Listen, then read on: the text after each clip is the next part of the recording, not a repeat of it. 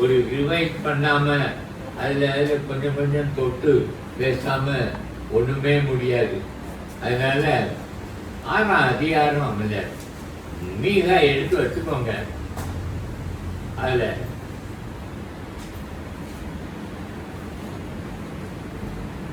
சில வசனங்களை நாம 4ஆம் அதிகாரம் எடுங்க. மீகா 4ஆம் அதிகாரம்.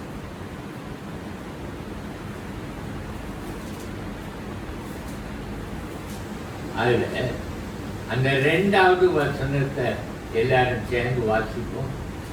திரளான ஜாதிகள் புறப்பட்டு வந்து நாம் கர்த்தரின் பர்வதத்துக்கும் யாக்கோபின் தேவனுடைய ஆலயத்துக்கும் போவோம், வாருங்கள், அவர் தமது வழிகளை நமக்கு போதும்.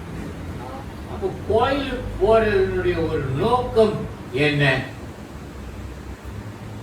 ஆசீர்வாதமா? அல்லது அந்த கோயிலுக்கு போகும்போது ஆண்டவர் இதுதான் நானே வழியும் சத்தியமும் ஜீவனும், அவருடைய வழி எதுன்னு நமக்கு சொல்லி கொடுக்கணும். ஆண்டவரே, இன்னைக்கு உங்களுடைய வழி என்னன்னு எனக்கு சொல்லித்தாரோம், நான் அதெல்லாம் நடப்பேன் ஆண்டவரேன்னு ஒரு பொருத்தனையோடு கோயிலுக்கு போனா அன்னைக்கு எப்படி இருக்கும்? நீங்க கேட்காத ஆசீர்வாதத்தையும் அவர் உங்களுக்கு தருவார். அதனால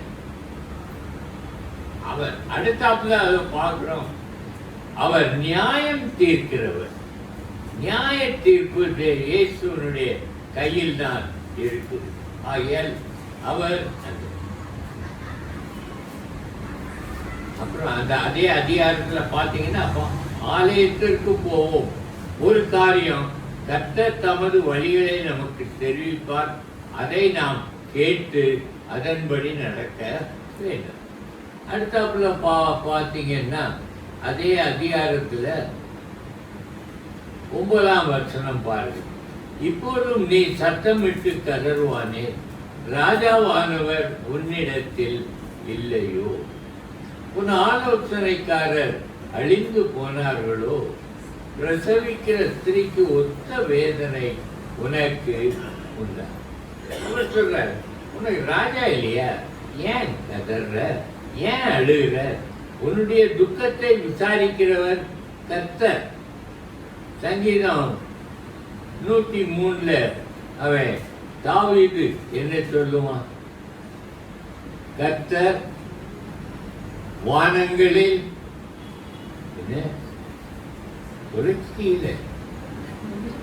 கர்த்தர் வானங்களில் தமது சிங்காசனத்தை ஸ்தாபித்திருக்கிறார். அடுத்தாப்புல அவருடைய ராஜரீகம் சர்வத்தையும் ஆளு.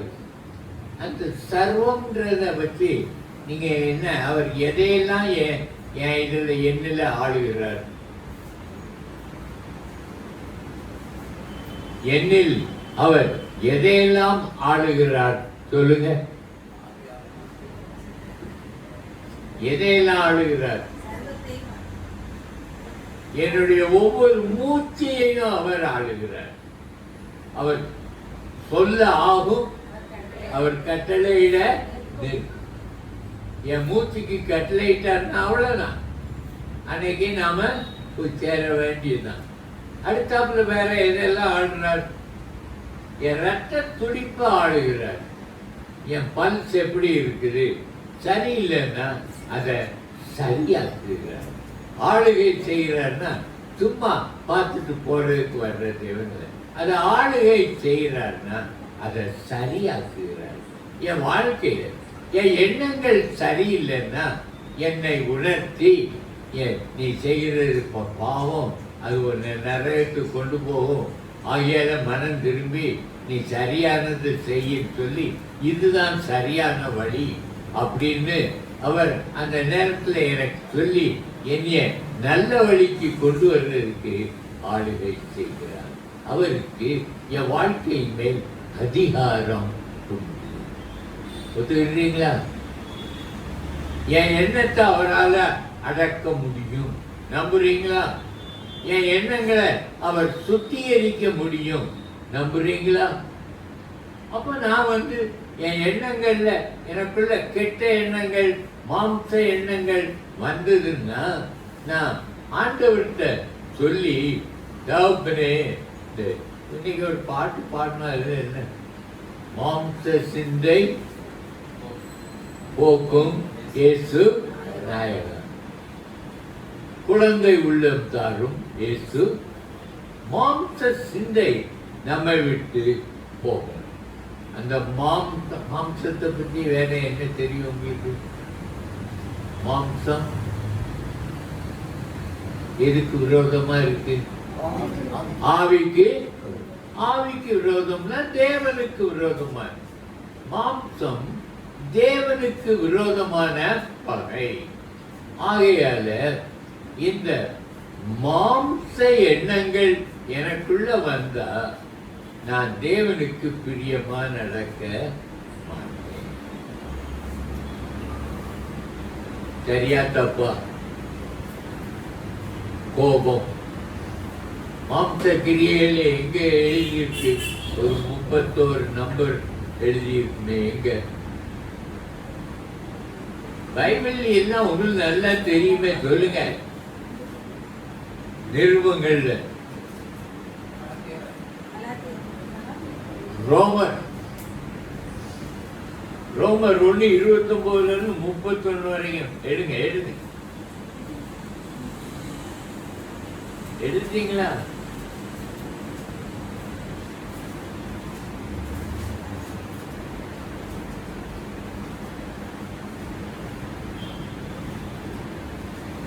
அந்த 28 வாசிப்போம் எல்லாரும். தேவனை அறியும் அறிவை பற்றி கொண்டிருக்க அவர்களுக்கு மனதில்லாதிருந்தபடியால் தகாதவைகளை செய்யும்படி தேவன் அவர்களை கேடான சிந்தைக்கு ஒப்புக்கொள்ளும். அந்த கேடான சிந்தைன்றது என்னன்னா மாம்ச சிந்தை.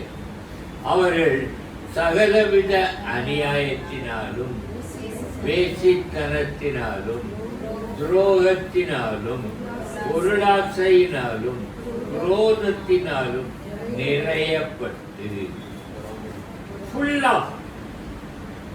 எந்த நேரமும் இந்த எண்ணங்கள் தான் மனசுல ஓடுது.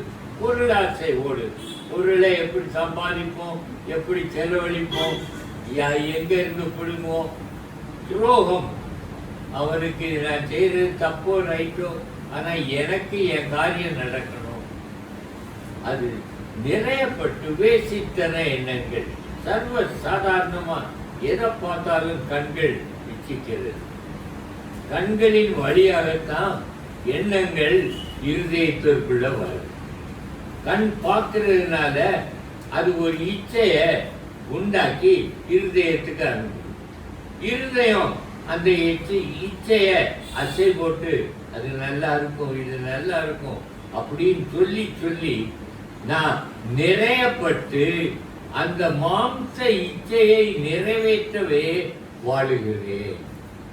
நான் ஆண்டவருக்கு பிரியமா இருக்கவே முடியாது. நீங்க இந்த கடல தாண்டிட்டீங்களா? இந்த மாம்ச இச்சை உங்களுக்குள்ள வந்து இந்த தவறான எண்ணங்கள் வர்றத உங்க இருதயத்துல தடுத்திருக்கிற அளவுக்கு வந்துட்டீங்களா?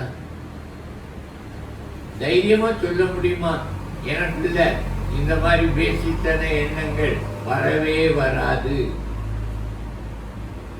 யாரை பார்த்தாலும் எனக்கு ஒரு ஆசையோ இச்சையோ வரவே வராது அப்படின்னு தைரியமா சொல்ல முடியுமா? நம்ம மனசு உடனே சொல்லு, சாத்தான் சொல்லிடுவான். டேய், பார்க்கறதுல ஒன்றும் தப்பு இல்லை. The second look is sin அப்படின்னு முதல் தடவை தெரியாம தற்செயலா நடக்கலாம். நீ திரும்பியும் ஒன்று பார்த்தீங்கன்னா அந்த செகண்ட் லுக் இஸ் சின். அப்போ உன் மனசுக்குள்ள ஒரு பாவ இச்சை இருக்கு. மாம்சம் பாவ இச்சையே உண்டாது. அது இருதயத்துக்குள்ளேயே இருந்து ஓடி ஓடி பாவத்தை உண்டாது. இதை மேற்கொள்ளாம நான் தேவனுக்கு பிரியமாய் இருக்கவே முடியாது. என்ன பாருங்க, பொறாமை, கொலை, வாக்குவாதம், வஞ்சகம், வன்மம் நிறைந்தவர்களுமாய். இதுவும் நிறைச்சது. அந்த மாம்ச இச்சை நிறையப்பட்டு இதுலயும் நிறைந்தவர்களாய் இருக்கிறோம். அப்ப நம்ம இருதயம் கெட்ட காரியங்களால நிறைகிறது. அது மாம்சத்தின் கிரியை. மாம்சத்தில் இருக்கும் வரைக்கும் அதற்கு நோவு உண்டு, அதுக்கு பெயின். அந்த எண்ணங்கள் எனக்குள்ள அடுத்தாப்புல புறங்கூறு அவதூறு பண்ணுகிறவருமாய், தேவ பயஞருமாய்,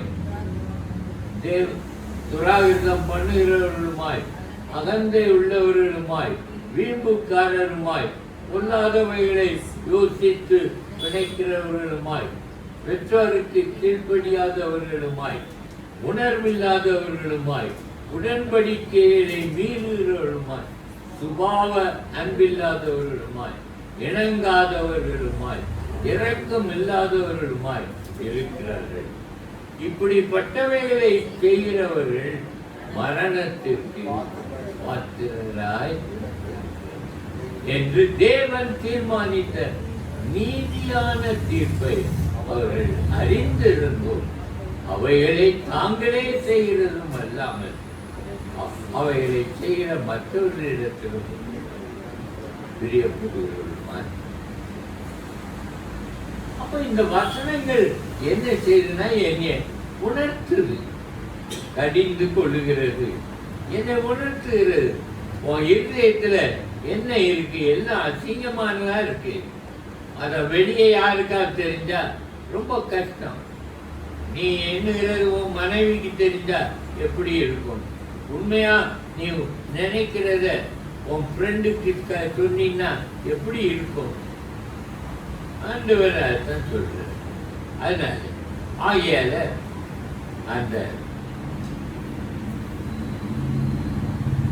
பிறகும் பார்த்தீங்கன்னா ராஜா இல்லையோ, அவர் ஆளுகை செய்கிறவர், அவர் உன்னோடு இருக்கிறார், உனக்குள் இருக்கிறார். அவரை கூப்பிடு. அவர் உதவி செய்ததுக்காக தான் உன்னை ஆண்டு கொண்டு இருக்கிறார். உன்னை பரிசுத்தமாக்கத்தான் அவர் ஆண்டு கொண்டு இருக்கிறார். இதை நான் மறந்து நான் என்ன பரிசுத்தமாக்குவேன்னு சொல்லி நான் என்னுடைய மாம்சத்துல முயற்சி செய்தால் அதை போல முட்டாள்தனம் வேற கிடையவே கிடையாது. அவர் பாரு 10ஆம் வசனம் பாருங்க, 5 அதிகாரம் 10ஆம் வசனம். சீயோன் குமாரத்தியே, பிரசவ ஸ்திரியை போல் அம்பாயப்பட்டு வேதனைப்படு. அர்த்தம் என்ன?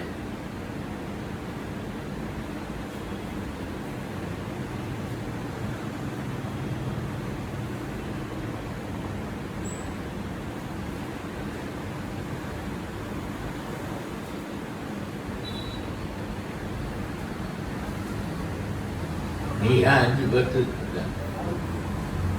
அர்த்தம் என்ன? பிரசவ ஸ்திரியை போல் நீ அம்பாயப்பட்டு வேதனைப்படுன்னா அர்த்தம் என்ன? என் உள்ளத்துல இருக்கிற கெட்ட எண்ணங்களை நான் அகற்றனா போராடணும். I must fight the evil thoughts. அதான் சாத்தானுக்கு எதிர்த்து நிற்கிற வேலை. அவனுடைய கெட்ட எண்ணங்களுக்கு கீழ்ப்படியாமல் எதிர்த்து நிற்பது. அப்பந்தான் நான் தேவனுக்கு பிரியமாய் இருக்க முடியும். அதனால தான் நாம் சொல்றோம், பிரசவ ஸ்திரியை போல் அவ எவ்வளவு கஷ்டப்பட்டு ஒரு பிள்ளைய பெற்றெடுக்கிறாளோ அதே மாதிரி நானும் கஷ்டப்பட்டு போராடி என் இருதயத்தின் சிந்தனைகளை பரிசுத்தமாக்க தேவனிடத்தில் கொடுத்தேன். அது 5 அதிகாரத்தில் இருக்கு. மக்கள் என்ன செய்வாங்கன்னு பாருங்க. அவர் ஆண்டவர்கள் 10ஆம் வசனத்துல மீறி உள்ளது என்ன அர்த்தம் சொல்லுங்க? நீ இப்போது நகரத்தில் இருந்து வேதனைப்படு. நீ இப்போது நகரத்தில் இருந்து புறப்பட்டு வெளியேடில் தங்கி பாபிலோன் வரைக்கும் போவாய். அங்கே விடுவிக்கப்படுவாய். அங்கே கர்த்தர் உன்னை உன் சத்துருக்களின் கைக்கு நீங்களாக்கி மீட்பார். அர்த்தம் எதை சொல்லுது? பாபிலோன் சிறை இருப்ப சொல்லு. நீ உனக்கு இருக்கு, உன் பாவத்திற்கு தண்டனை இருக்கு. எப்படி இஸ்ரவேல அவன் சனகரை வந்து எல்லாத்தையும் அழிச்சானோ அப்படியே உன்னையும் நேபுகாத்நேச்சார் அழிப்பான். உன்னை பாபிலோனுக்கு கொண்டு போவாங்க. அங்கதான் கர்த்தர் உன்னை விடுவிப்பார். ஏசாயால 48ஆம் அதிகாரம் 14ஆம் வசனம் என்ன? நீ வாசிக்கணும். ஏசாயா 48:14. சத்தமா வாசிங்களேன்.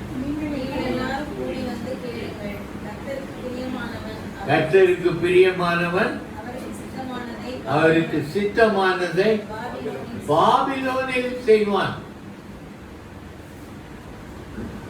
உங்களை நீங்களே கேட்டுக்கோங்க, இந்த வசனம் எனக்கு பொருந்துமா?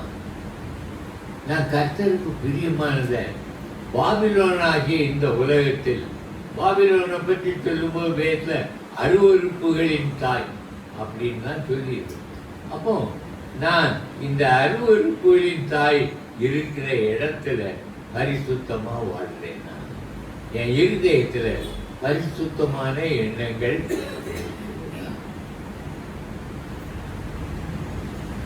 அப்படி இல்லைன்னா நான் தேவனுக்கு பிரியமாய் இருக்க, அவர் என்னை பாபிலோனில் இருந்து விடுவிக்க.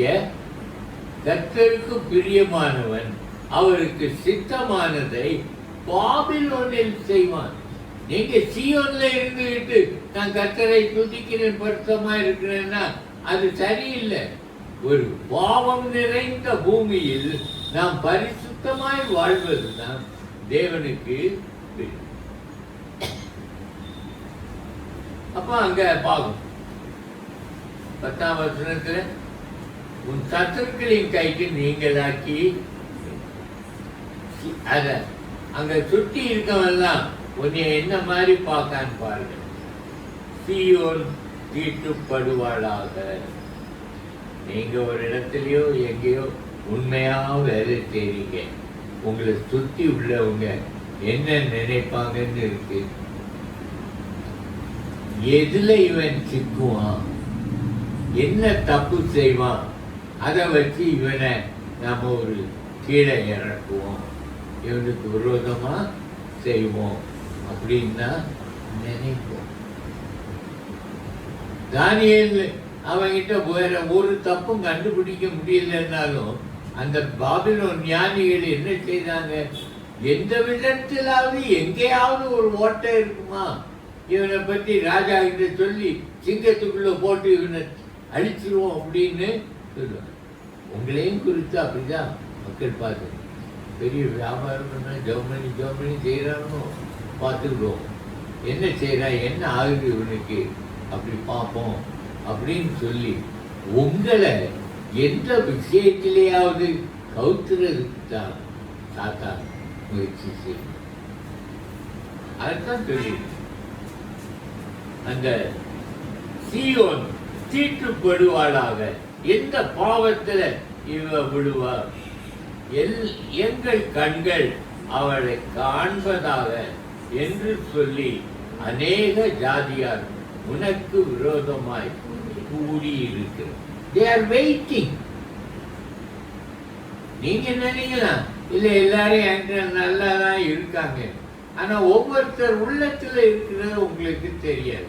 அவங்க இப்படி பெரிய இதா கஷ்டமா கோயிலுக்கு வந்து எல்லாம் ஒழுங்கா நல்லா செய்யறாளோ, பட் தப்பே இல்லையோ, ஆனா ஏதாவது ஒண்ணு இருக்கும், என்னன்னு பார்ப்போம்னு அந்த குறைய கண்டுபிடிக்கிறதுக்கு தான் அவங்க முயற்சி செய்வாங்களே ஒழிய உங்களை பலப்படுத்துறதுக்காக உங்களுக்காக ஜெபம் பண்ணவே மாட்டாங்க.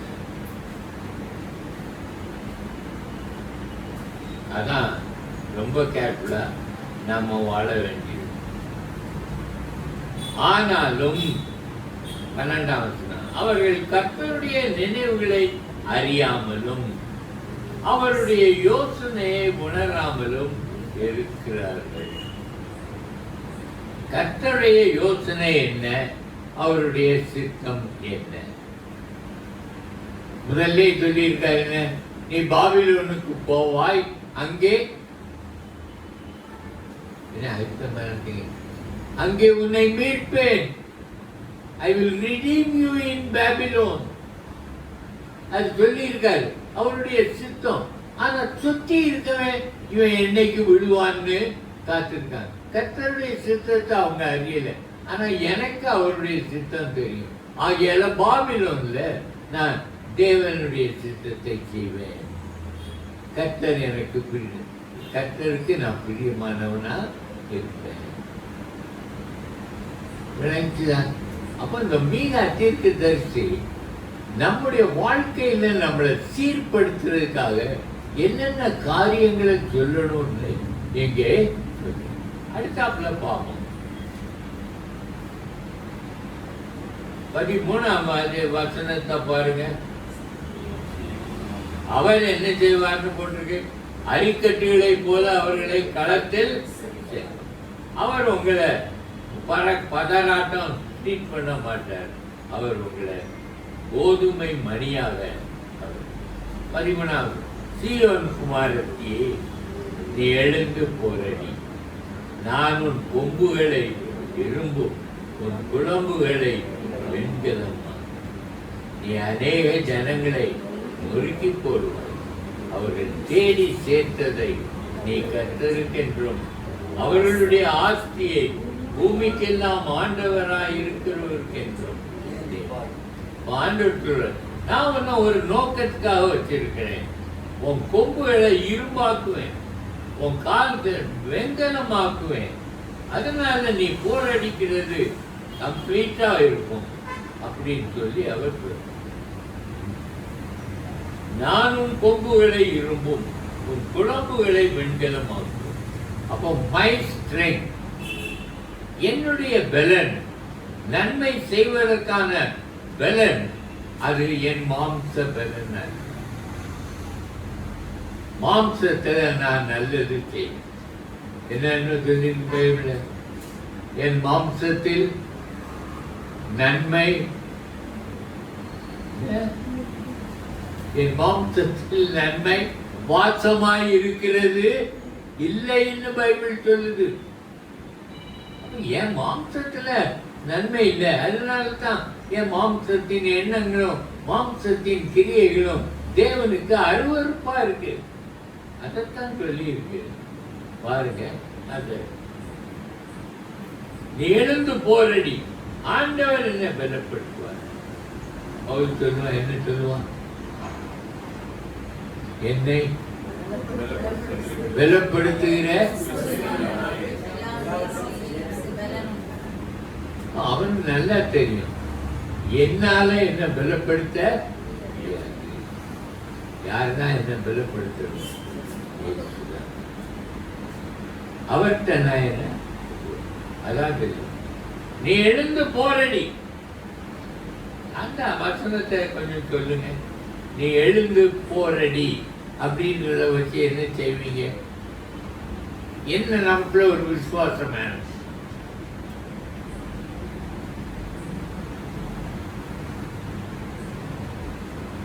என்ன சொல்லி, என்ன விசுவாசத்தை சொல்லி இருக்குது? கர்த்தர் உன்னோடு இருக்கிறார், அவர் உன்னை பலப்படுத்துகிறார்ன்ற ஒரு விசுவாசம் இருக்கணும். என்னை பலப்படுத்துகிற கிறிஸ்துவினாலே I can do all things. என் காலில குழம்பாக்கும், எவ்வளவு கடினமான வேலை இருந்தாலும் அவர் எனக்கு சேதம் வர விட மாட்டார். அப்படி நம்ம பார்க்கிறோம். கர்த்தர் எனக்கு என்னை பலப்படுத்துகிறவர். தாவீது அவரை எப்படி கூறணும்? என் பலனாகிய கர்த்தாவே உம்மில் அன்பு கூறுவேன். தாவீது சொல்ற, என்னை பலப்படுத்துகிறேன். I will love you. என் வாழ்க்கையிலும் அநேக நேரங்கள்ல என்னை தாங்குகிறீர், நான் உண்மை நேசிப்பேன். ஆண்டவர்கிட்ட நம்ம சொல்லணும், அவர் அதில் பிரியப்படுவார். பாருங்க, நான் உன் கொம்புகளை இரும்பும் உன் குழம்புகளை வெண்கலமும் ஆக்குவேன். நீ அநேக ஜனங்களை நொறுக்கி போடுவாய். அவர்கள் தேடி சேர்த்ததை நீ கர்த்தருக்கென்றும் அவர்கள் ஆஸ்தியை பூமிக்கெல்லாம் ஆண்டவராய் இருக்கிறவருக்கென்றும் நியமிப்பார். நீ போராடு, ஆண்டவர் உனக்கு வெற்றியை. அப்ப நீ எழுந்து போராடுனா நான் என்னால முடியாதுன்னு முடங்கி படுத்துக்கிடக்கூடாது. I must try. இன்னைக்கு எந்த விஷயத்துல ட்ரை பண்ணீங்க? எழுந்து போராடின்னு சொல்லியிருக்காரு. எந்த காரியத்துல நீங்க கோதுமையையும் பதரையும் நீக்கிறதுக்கு எந்த காரியத்துல நீங்க போராடித்தீர்கள்?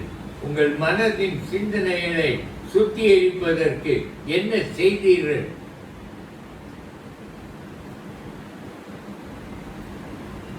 ரொம்ப கஷ்டம்தான். அது ஒரு பிராக்டிஸா இருக்கணும். காலையிலே எழுந்தோடனே ஆண்டவரே எனக்கு என்ன வச்சிருக்கீன்னு தெரியாது, ஆனா நீர் என் கூட இருக்கிறீர், நான் உம்மோட நடக்கிறேன்ற ஒண்ணுதான் எனக்கு தெரியும். நம்முடைய கையை பிடிக்கல, நீர் என் கையை பிடிச்சுக்கிடும்.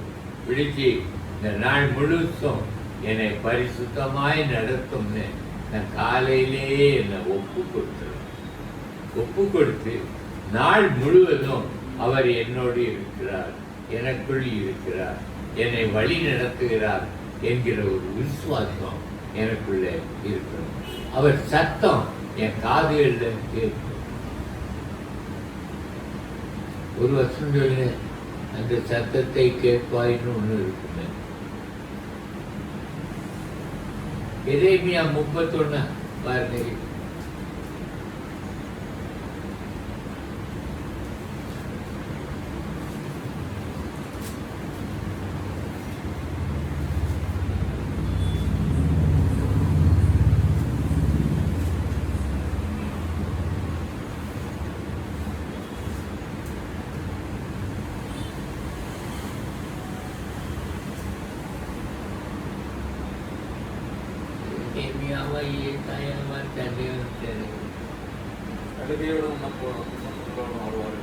അതിനെ വലതുപുறம் സായുമ്പോഴേ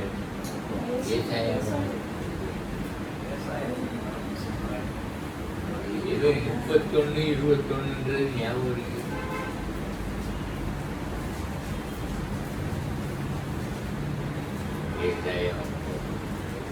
எரேமியாதான் ஞாபகம் எனக்கு.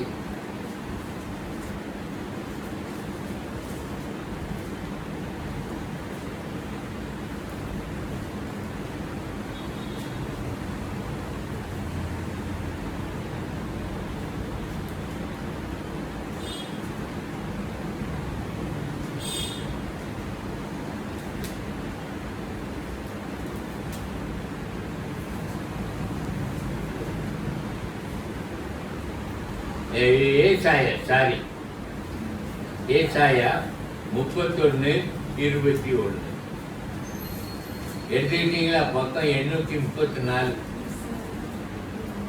வாசிப்போமா எல்லாரும்? நீங்கள் என்ன சத்தத்தை காணும்?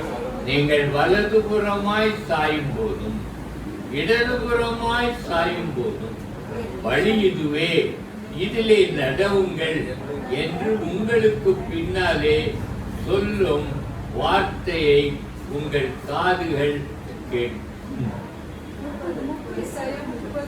ஏசாயா 30:21. அப்போ கேட்கும்னு போட்டிருக்கா, கேட்கலாம்னு போட்டிருக்கா? அப்போ நிச்சயமா நடக்கும்னு. அப்போ நான் எங்க சார்ந்தாலும் என்னை கரெக்ட் பண்றதுக்கு என் தேவன் என்னோடு கூட நடக்கிறார். அப்ப நான் அவருடைய சத்தத்தை கேட்டே நடக்கணும். அப்படி அவர் என்ன சொல்றாருன்றத நான் கேட்டு பழகிட்டேன்னா அப்புறம் என் கால் தவறான பாதைக்கு போகவே போக.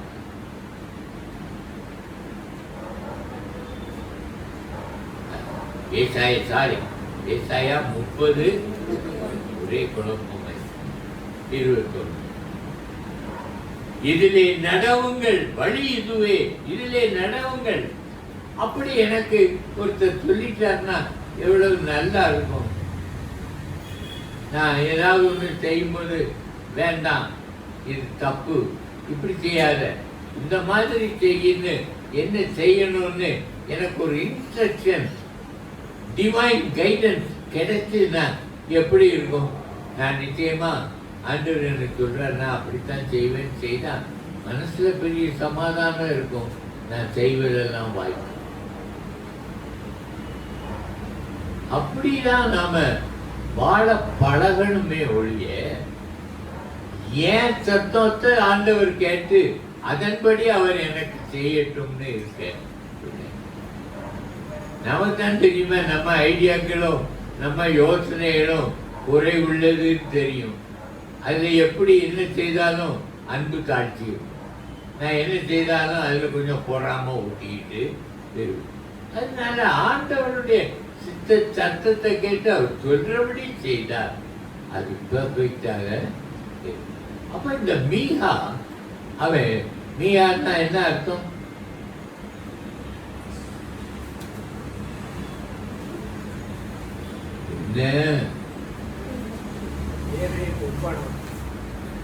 தேவனுக்கு ஒப்பானவன் யார்?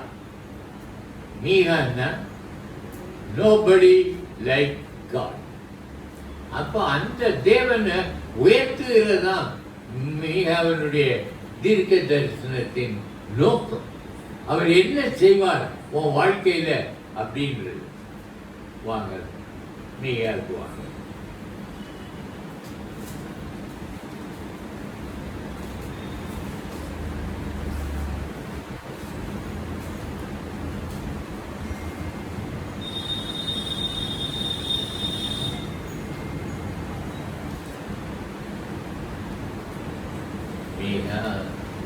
எந்த அதிகாரம் பார்த்தோம்? 5 4 தான் பார்த்தேன்.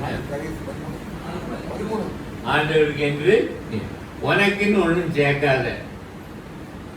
கர்த்தருக்கு கர்த்தர் கொடுத்தார், கர்த்தர் எடுத்து கொண்டார்னு சொல்லிட்டு மாதிரி எல்லாம் கர்த்தருடையதுன்னு கொடுக்க பழகிட்டோம்னா ரொம்ப. அடுத்தாப்புல 5ஆம் அதிகாரம். இந்த 5ஆம் அதிகாரம் ஒரு தீர்க்க தரிசன அதிகாரம். முதல் வசனத்தை நீங்க மனசுக்குள்ள வாசிங்க.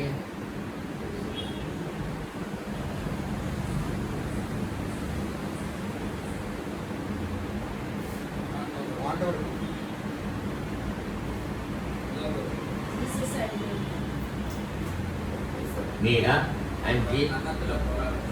சேனைகளுடைய நகரமே, இப்போது தண்டு தண்டாக கூடிக்கொள், நமக்கு விரோதமாக முற்றுகை போடப்படும்.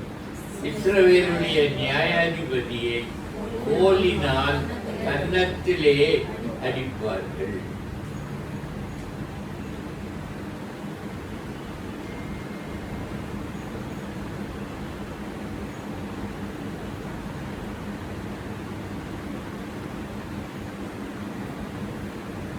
கன்னத்தில் அடிக்கிறதுன்றது எப்படி? கன்னத்தில் ஒரு அறை விட்டேன்னா என்ன அர்த்தம்? என்ன ஒன்றும் பேசக்கூட மாட்டேன்றீங்க, பயமா அது பதில் சொல்றதுக்கு.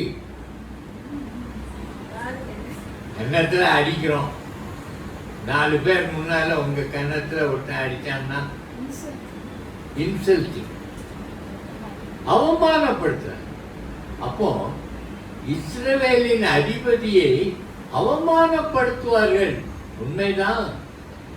அவருக்கு மினுமினுப்பான ஒரு அங்கேயே உடுத்தி, அவருக்கு ஒரு தலையில ஒரு முள்முடிய வச்சு, கையில ஒரு கோலையும் கொடுத்து, ஒரு கோல்னால் அவரை அடிச்சு அவமானம். அந்த தீர்க்க தரிசனமாக்கு கிறிஸ்துவனுடைய பாடுகளை இந்த மீகா அங்க சொல்லியிருக்காங்க. நாம அதை யோசிக்கணும். அப்ப ஏன் இந்த இடத்துல அவன் சொல்றாங்க, நான் உன்னை கொம்புகளை இரும்பாக்குவேன், குழம்புகளை வெங்கலமாக்குவேன் சொல்லிட்டு அடுத்தாப்புல என்ன சொல்றார்? இஸ்ரவேலின் அதிபதியை அவர்கள் அவமானப்படுத்துவார்கள். நீ அவரை அவமானப்படுத்தும் போதும் அவருக்கு உண்மையாய் இருப்பாயா? நிறைய பேர் இருப்பாங்க, ஒரு லீடர் பின்னால அவனுக்கு ஏதாவது அவனை ஜெயிலில் போட்டாங்கன்னா பாதி பேர் என்ன செய்திருவான், அவன் இவர் யாரோன்னு என்ன செய்திருவாங்க, போயிடுவாங்க. ஆனால் ஆண்டவர் நம்மள்கிட்ட எதிர்பார்க்கிறது, அவர் எனக்காகத்தான் அவமானப்படுறாருங்கிறத நினைக்கணும். அவருக்கு ஒரு அவமானம், அவரோட சேர்ந்தவங்களெல்லாம் பிடிச்சி ஜெயிலில் போடுறாங்கன்னா, will I stand for Christ at that moment? நான் கிறிஸ்துவுக்காக அந்த நேரத்தில் நிற்பேனா?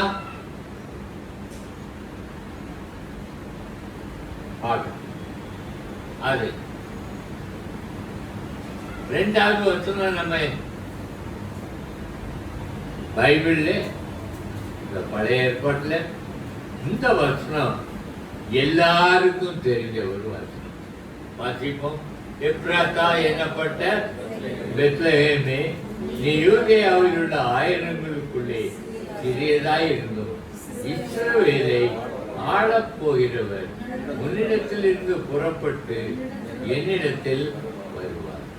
அவருடைய புறப்படுதல் அநாதி நாட்களாகிய பாருங்க, உன்னிடத்தில் இருந்து புறப்பட்டு என்னிடத்தில் வருவார். இருக்கா? அப்படிதானே இருக்கு. உன்னிடத்தில் இருந்து புறப்பட்டு என்னிடத்திற்கு வருவார். அப்ப அர்த்தம் என்ன? பூமியிலே மனுஷனா பிறந்து அவர் சிலுவையிலே பாடுகள் பட்டு மரித்து அடக்கம் பண்ணப்பட்டு உயிர்த்தெழுந்து பிதாவின் வலது வருஷத்திலே வைத்திருப்பார். அதையும் இந்த 2ஆம் வசனம் தீர்க்க தரிசனமாக ஆகியால்தான் இந்த அதிகாரம் ஒரு தீர்க்க தரிசனத்துல இருக்கு. ஆனாலும் 3ஆம் வசனம் பார்த்தீங்கன்னா, பிரசவிக்கிறவள் பிரசவிக்கு மட்டும் அவர்களை ஒப்பு கொடுப்பார். அப்ப அந்த ஒரு வேதனையான காரியம் அவங்களுக்கு நடக்கும். அப்ப அதே காரியம்தான் இயேசுவுக்கும். ஜனங்களை ரட்சிப்பு, ஜனங்களுக்காக ரட்சிப்பை சம்பாதிக்கும் வரைக்கும் அவருக்கு பாடுகள் தான். அப்பதான் யாராவது ஒருத்தரை ரட்சிக்கப்படணும்னு நான் ஜெபம் பண்ணா எனக்கும் உபத்திரவம் தான். ஆனால் நான் உபத்திரவத்தின் மத்தியிலும் இருந்தால் ஒரு ஆத்மாவை அழுமி நின்று மீட்டுக்கொள்ள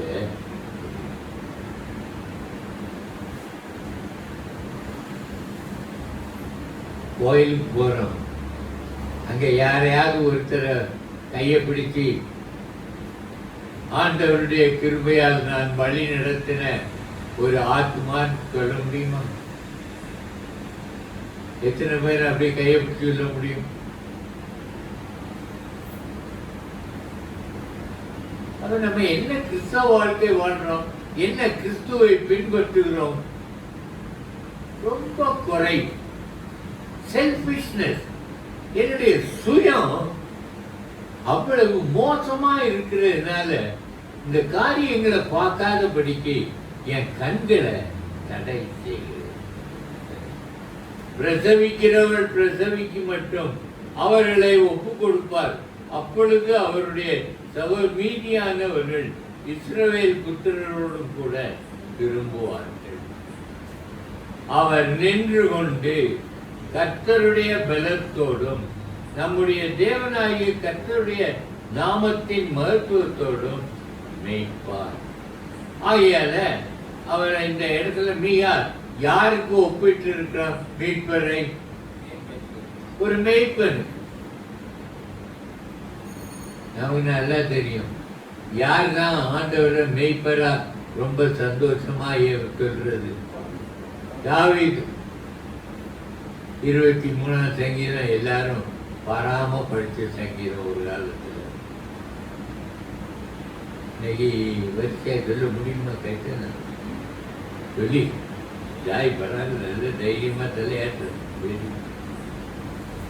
ஆமா இல்ல மேய்ப்பர்னு பேதுரும் தேவனை என்னதுறான் பிரதான மேய்ப்பர்னு அவரை சொல்லி இருக்கிறான். ஆக தாவீது சொல்லியிருக்கான், பேதுரு சொல்லியிருக்கான், எல்லாரும் மேய்ப்பர்னு சொல்லி இருக்காங்க. அதனால அவர் நின்று கொண்டு கர்த்தருடைய பலத்தோடும் நம்முடைய தேவனாகிய கர்த்தருடைய நாமத்தின் மகத்துவத்தோடும் மேய்ப்பார். ஆண்டவர் சொன்னார், நான் சுயமா ஒன்றும் செய்யறது கிடையாது, பிதா எதை செய்கிறாரோ அதைத்தான் நான் செய்ய. அதான் கர்த்தருடைய பலத்தில் அவர்கள் ஆகையால் அவர்கள் நிலைத்திருப்பார்கள். God is my shepherd, கர்த்தர் என் மேய்ப்பர், ஆகையால் நான் விடுவதில்லை. நான் வழி தப்பி போனா என்னை தேடி பழையபடி தொழுவத்திற்குள்ள கொண்டு வந்துடுவார். தைரியமாயிருங்க. அவ்வளவு நம்மை நேசிக்கிறார், அவ்வளவு தூரம் அவர் நம்மை பிரியமாய் இருக்கிறார். ஒரு ஆடு காணாம போனா அவன் 99 ஆட்டையும் மலையில விட்டுட்டு அந்த ஒன்றை தேடி அவன் போய் கண்டுபிடிக்கிறான்.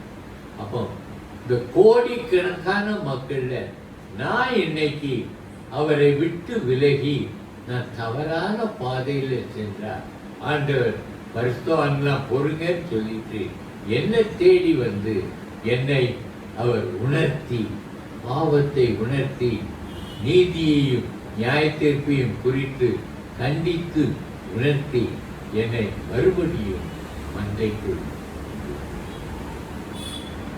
அவ்வளவு அன்புள்ள ஆண்டவருக்கு நாம மறுபடியும் அவரை எப்படி நேசிக்கணும்? நான் எப்படி நேசிக்கணும்? கர்த்தரிடத்தில் அன்பு கூறுகிறேன்னா எப்படி அன்பு கூறுவது? எப்படி? எல்லாம் தெரியும், திடீர்னு கேள்வி கேட்டாதான் எல்லாம் மறந்துடும். அவருடைய வசனங்களை கை கொள்ளணும். கர்த்தருடைய வசனங்களை கை கொள்வதே அவரிடத்தில் அன்பு கூறுவது. ஆகியால நான் கர்த்தர் என்னை தேடி வரார்னா நான் அவரிடத்துல அன்பு கூறேன்னா அவருக்கு கீழ்ப்படியும். அவருடைய வசனத்தின்படி செய்யறதுனா கீழ்ப்படியும்.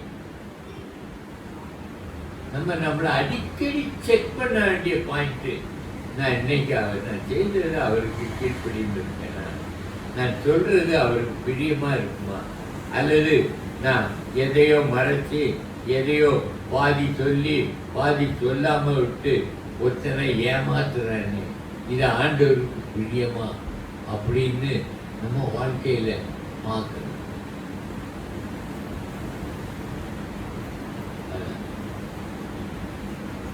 அவர் நின்று கொண்டு மேய்ப்பார், ஆகையால் அவர்கள் நிலைத்திருப்பார். கர்த்தர் என்னை மேய்க்கிறபடியால் தான் இனி பூமியின் எல்லைகள் பரியந்தமும் மகிமைப்படும். நான் நிலைத்திருந்தால் அவர் மகிமைப்படுவார். மனம் திரும்புகிற ஒரு பாவியின் நிமித்தம் பரலோகத்தில் மிகுந்த சந்தோஷம் உள்ளார். அந்த சந்தோஷம் தான் அவர் மகிமைப்படுகிறது. ஆகையால அந்த பூமியின் எல்லைகள் பரியந்தம் இவரே சமாதானக்காரர். அசீரியன் நம்முடைய தேசத்தில் வரும்போதும் நம்முடைய அரண்மனைகளை மிதிக்கும் போதும் 7 மேய்ப்பரையும் மனுஷரில் 8 அதிபதிகளையும் அவனுக்கு விரோதமாக நிறுத்துவார். இந்த 7, 8 சிக்னிஃபிகன்ஸ் என்னன்னு எனக்கு தெரியல. நீங்க யாராவது உங்களுக்கு என்னைக்காவது தெரிஞ்சா சொல்லுங்க, தியானம் பண்ணி பாருங்க. ஆண்டவர் உங்களுக்கு சொல்லுவார் 7, 8 என்ன ஆண்டவர். இந்த 6s and 7s அது இங்கிலீஷ்ல ஒரு பழமொழி. அந்த பழமொழி என்னடான்னா துன்பத்துக்குள்ளும் துக்கத்துக்குள்ளும் இருக்கிறதுக்கு உள்ள சிக்கலுக்குள்ள இருக்கிறது. என்ன ஒண்ணு தெரியுது, அசீரியன் வாரான், பாபிலோனியன் வாரான். அவன் என்னை மேற்கொள்ளாதபடி ஆண்டவர் அவனுக்கு விரோதமாக இவர்கள் அசீரியா தேசத்தையும் நிம்ரோதின் தேசத்தையும் அதனுடைய வாசல்களுக்கு உட்புறமாக பட்டயத்திற்கு இரையாக்குவார்கள். அசீரியன் நம்முடைய தேசத்தில் வரும்போதும் நம்முடைய எல்லைகளை மிதிக்கும் போதும் அவனுக்கு நம்மை தப்புவிப்பார். பார்த்தீங்கன்னா அடுத்தாப்புல 7:8 நீங்க வார்த்தை எனக்கு சொல்லணும். கர்த்தர் யாக்கோபுல மீதியா இருக்கிறவங்க எதற்கெல்லாம் ஒப்பிட்டு இருக்கிறார்னு சொல்லுங்க.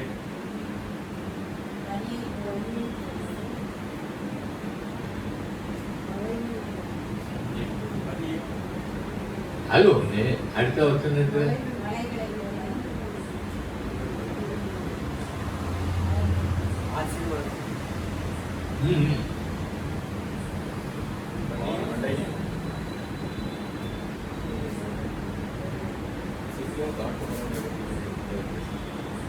பனி மழை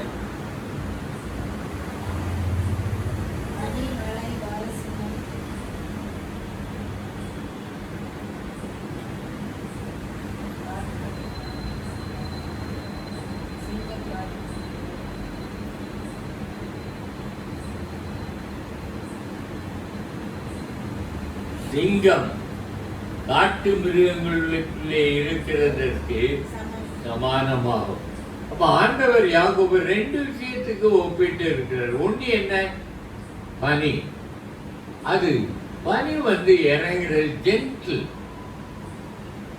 அது இறங்குறதே தெரியாது. புல்லின் மேல் இருக்குது, புல்லுக்கு சேதம் இல்லை. வானத்தில் இருந்தா பனி வருது, ஆனா புல்லுக்கு சேதம் இல்லை. அடுத்தாப்புல நாம பார்த்தோம்னா சிங்கம்னா என்ன? அது பீறி போடுகிறது.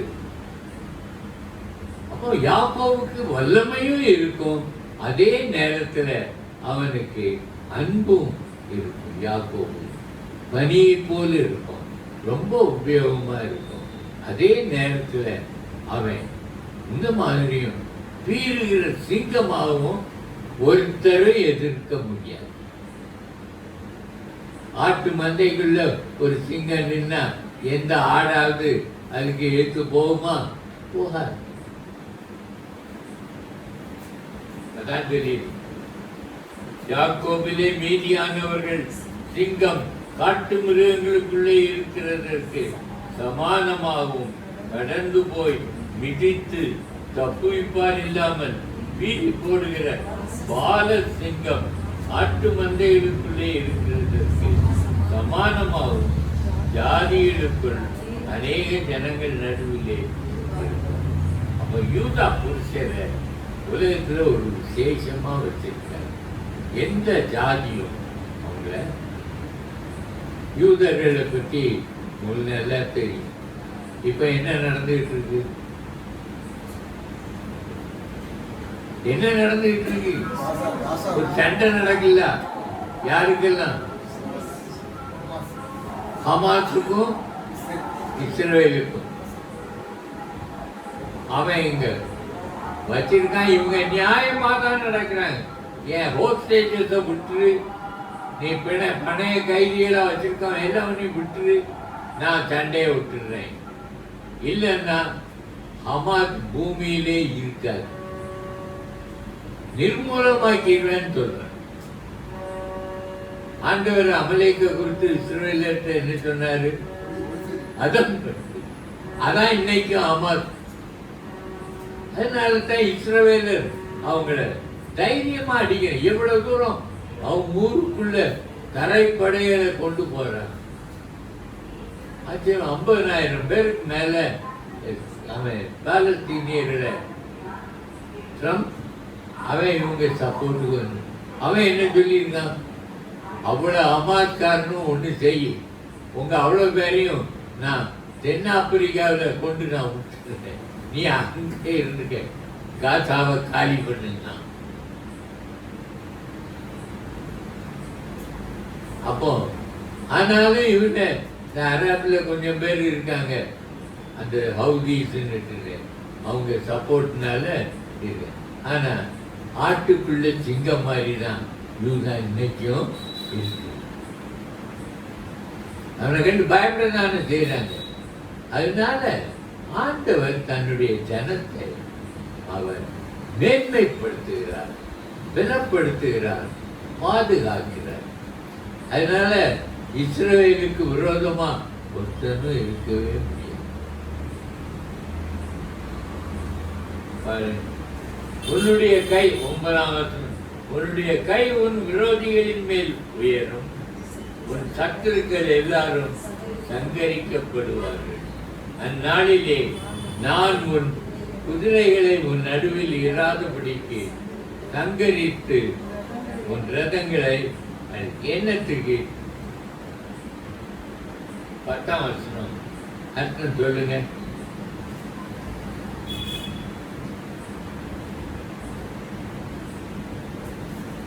ஏன் அடிக்கிறார் குதிரைகளையும் ரதங்களையும்?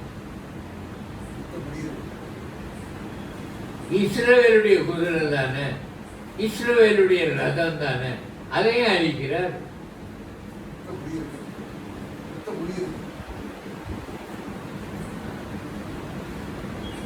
தன்னுடைய ஜனத்தின் பலத்தையே அழிக்கிறாரு.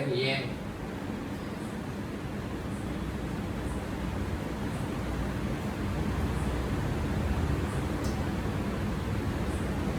சங்கீதம் 20 வாசித்துட்டு இதுக்கு பதில் சொல்லுங்க.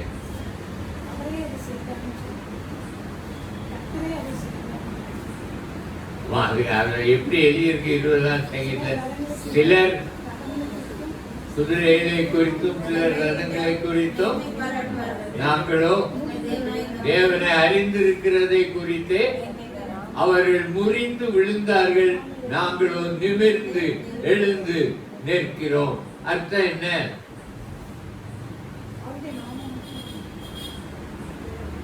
நீ உன் பலத்துல இல்லப்பா, உன் குதிரை பலமும் இல்லை, ஒரு ரதங்கள் சேனைகளின் பலமும் அல்ல, என்னுடைய பலத்தால நீ நிற்கிற, நான் உன்னை மேய்க்கிறதுனால நீ நிலைத்து இருக்கிறாய். ஆண்டவர் அர்த்தம் சொல்றாரு. உன்கிட்ட ஒண்ணும் இல்லை.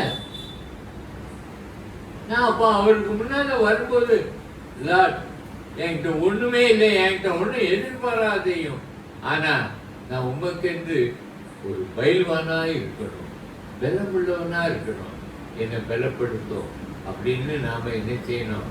ஜெபம் பண்ணணும். நான் என் பலத்தை குறித்தோ, என் ஆஸ்தியை குறித்தோ, என் தொழிலை குறித்தோ நான் மேன்மை பாராட்டவே மாட்டேன்.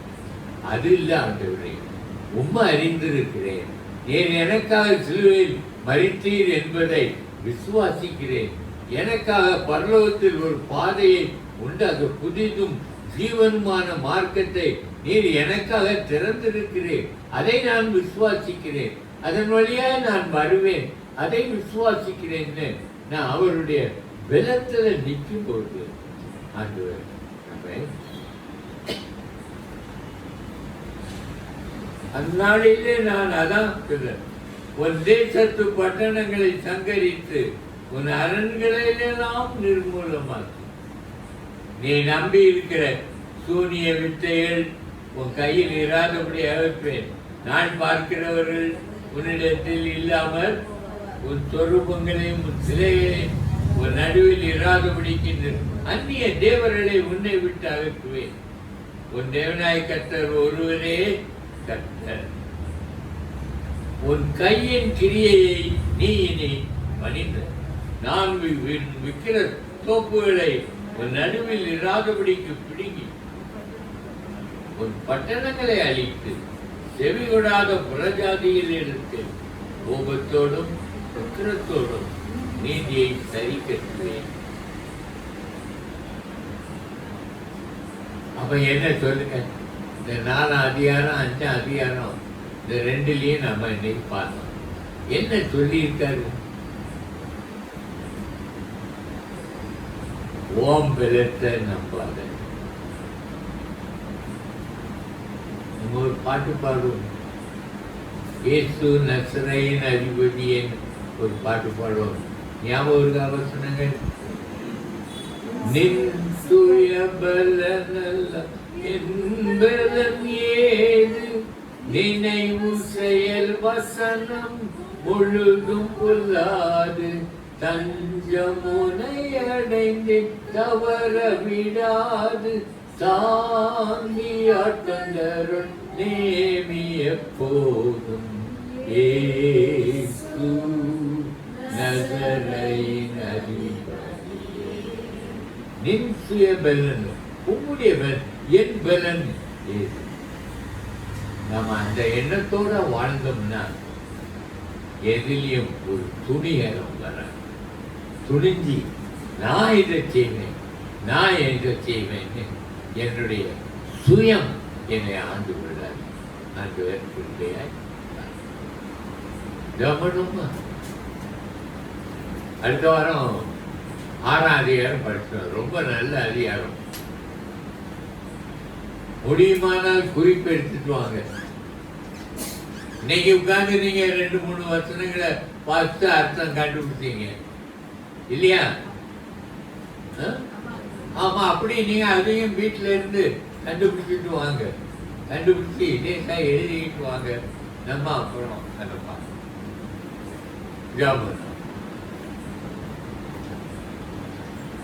அன்பின் தகப்பனே, மீகா தீர்க்கதரிசியின் புத்தகங்களுக்காகவும் அவனுடைய தீர்க்க தரிசனங்களுக்காகவும் உமக்கு நன்றி சொல்கிறோம். அவன் மூலமாக நீர் பேசி, நான் உன்னை காப்பாற்றுவேன், நான் உன்னை கனப்படுத்துவேன், நான் உன்னை மேய்த்து உன்னை நிலை